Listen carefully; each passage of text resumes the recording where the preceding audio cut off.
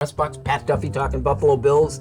As things start, I don't know that there's any avoiding the fact that the number one topic of conversation is going to be this whole vaccine issue in the NFL and, forfeits and the whole separation between the vaccinated and the unvaccinated. Yeah, it got uncomfortable, especially for the Bills last week on social media. You have Cole Beasley doing what Cole Beasley's been doing, and then all of a sudden the team splits off into segments, and they're tweeting at each other, Jerry Hughes and Cole Beasley going back and forth, and you have other players in the NFL going off. Again, we talked about this a couple weeks ago. You had to see this coming eventually, like it was going to happen, but that being said, as much as this is not fun for a lot of Bills fans right now, and you might worry about the cohesion of the Bills units, first of all, you remember the bickering Bills back in the day. They did just fine. That was okay. And second, when you look at other issues that teams are facing right now, for example, Deshaun Watson in Houston and Chargers over there, Xavier Howard in Miami, who asked for a trade earlier this week, best corner in football, arguably. If I had to have an issue that my team was facing, I would much rather have this than the things we've seen traditionally and seen with other teams. Look at Washington, though. Look at the way they're basically handling this situation. Ron Rivera basically saying, you know what, I'm really disappointed. We have like 50% of our players are vaccinated. And it's frustrating to him. He can't get players to vaccinate.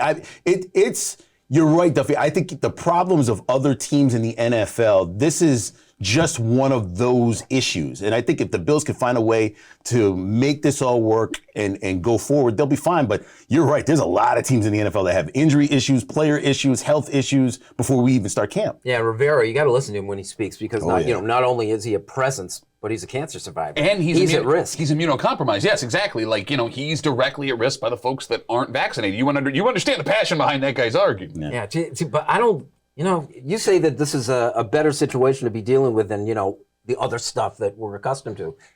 I don't know. This is awfully big. I mean, when is the last time the NFL even suggested the word forfeit in anything that they produce? In regards to the rules, you're right. This is big, but I think the problem with that, and look, if there was one point that I think both sides can agree on that Cole Beasley's made, it's the way that the NFL has decided to do testing amongst everybody. So as far as I understand it, and if I'm wrong, correct me. If you're a vaccinated player, you get tested once a week. If you're an unvaccinated player, you get tested every single day. But we've seen in other leagues that vaccinated players, look, there are breakthrough infections. It happens, right? So why would you not continue to test everybody every single day? That actually protects against teams that would have to forfeit games, right? Like if you have They're attempting. This is intentional. They're separating these, and they're forming.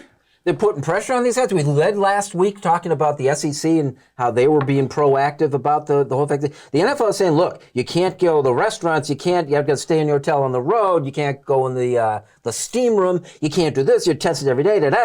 But if you want to do that, it's all right. But they're making it awfully tough. It's a pressure force. I think that's the best way to use it. It's a pressure force to make sure that everybody is at least vaccinated. And we did everything we could to make sure that our players were as safe as possible. Listen, you have institutions, you have companies that have 90% vaccination. You have healthcare facilities that have 90% vaccination. For this particular situation, there's a lot of information, misinformation, mistrust, and you're going to have that right now with a team that is supposed to be unifying right now to go for a championship. And what really surprised me, too, is the NFL Players Association just hopped right on board. They said, yep, we're in on this. But, it's money. It all comes down to money. And, look, I don't mean to sound...